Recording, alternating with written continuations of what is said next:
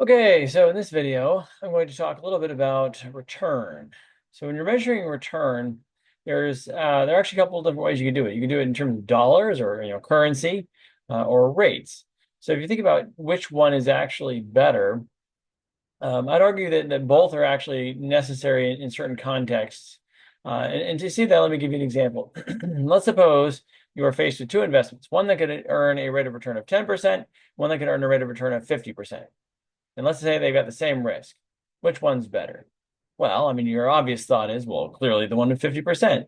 Well, that's generally true. But what if you could only invest 10 cents in the one earning 50%, but you could invest $1 million, the one earning 10%?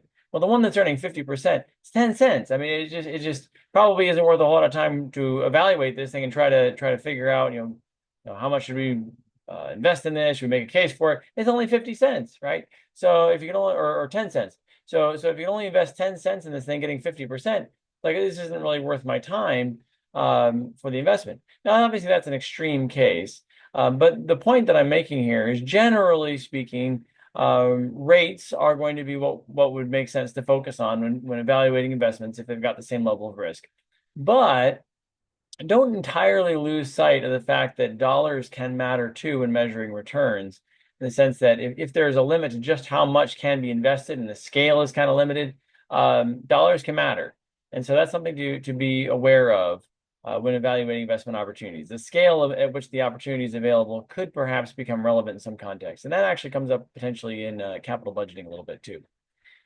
Now, if you're trying to measure the periodic return, so the rate of return for a period, the way that is done is by looking at for an asset, the price at the end of the period. So if time t represents the end of the period, so the price at times t minus the price at the end of the prior period. So this is going to show the capital gain, the amount at which the price has increased, plus any cash flows during the period, divided by the price at the beginning of the period. So for instance, if I had a stock that started the year at $20, it ended the year at 22.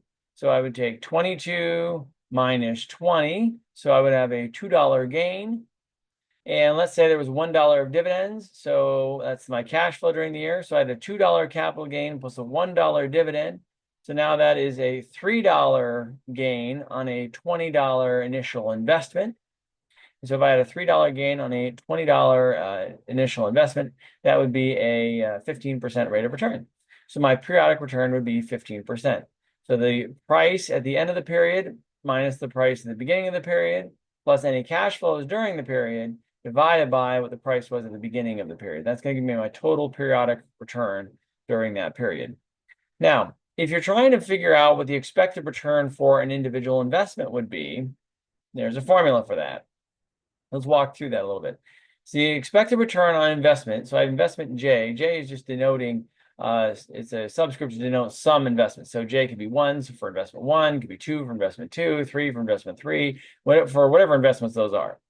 But then I have this summation of probability. So P here stands for probability times return. So I is going from 1 to n in this summation. So I would take the probability 1 times return 1.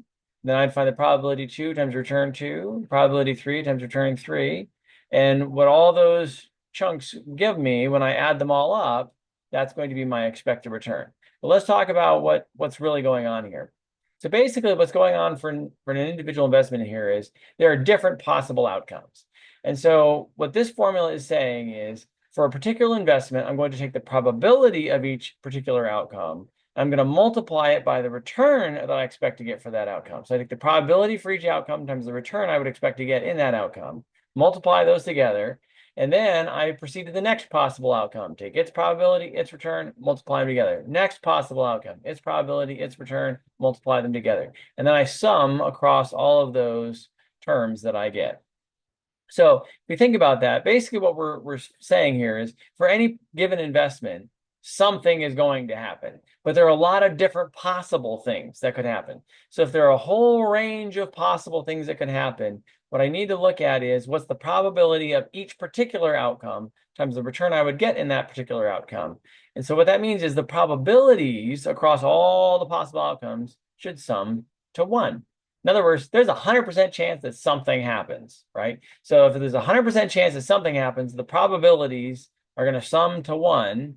So we have to account for every possible outcome. So the probability is going to sum to 1, but I take the probability of each outcome times the return I would expect to get if that outcome occurred. So for instance, maybe I think that a stock is going to get me a 10% rate of return if I don't have a recession and a 2% rate of return if I do have a recession. And I think there's a 60% chance I don't have a recession and a 40% chance I do. So I take the 60% chance that I don't have a recession times the 10% that I think I'll get if I don't have a recession. I would take the 40% chance I do have a recession times the 2% I think I'm going to get when I do have a recession.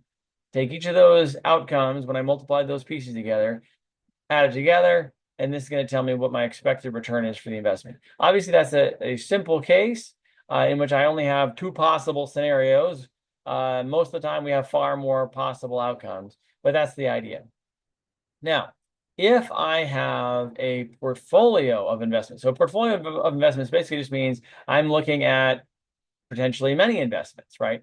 Basically, what we're going to do is we're going to take the returns that I expect to get for each individual investment, and then I multiply times the weight of my portfolio invested in that investment. And I do that across all my investments, and then I add up all the terms. And that's what this formula is saying down here. So let's talk about what this is. The W's in this formula down here have a subscript of J, and the R's have subscripts of J. And this summation is going from J equals 1 to M. Okay. And basically what we're saying here is we're going to sum from 1 to M across all these terms. You're like, well, what does that really mean? So basically what this means is M is just going to be the number of investments I've got in the portfolio. So if I've got 10 investments in the portfolio, M is 10. And what I would do is I would take the weight of investment 1 times the return I expect for investment 1. And then I would take the weight of investment 2 times the return I expect for investment 2, the weight of investment 3 times the return I expect for investment 3, and I keep going all the way up until I take the weight of investment 10 times the return I expect for investment 10, and then I take each of those weight and return results that I got, weight times return results that I got across all 10 investments, and I sum it all up. And when I sum it all up, that's what I expect to get on the portfolio overall. Okay, so let me give you a simple example. Let's say I've got 2 investments. And with those 2 investments, let's say I've got 50% in one investment and 50% in the other investment. Now, let's say that in the first investment, I expect to earn a 5% rate of return on. The second investment, I expect to earn a 10% rate of return on. So I would take 0.5, 50%, times the first investment, which I expected to get a 5% rate of return on. So 0.5 times 0.05 is going to give me 0.025, or 2.5%. Then I would take the second investment, which I also have 50% of. So 0.5 times the return of the second investment, which I stated was going to be 10% in my example. So 0.5 times 0.1 is 0.05. Then I would take the 0.05 plus the 0.025 that I just got for the first investment. The 0.05 plus the 0.025, put it together, I expect to get 0.075 on my portfolio, or 7.5% on the portfolio. Okay, so that would be how I would calculate the expected return on the portfolio. I take the proportion of my money invested in each investment times the return I expect to get for that investment. I repeat that process across all the investments I've got, and then I sum up all of those terms.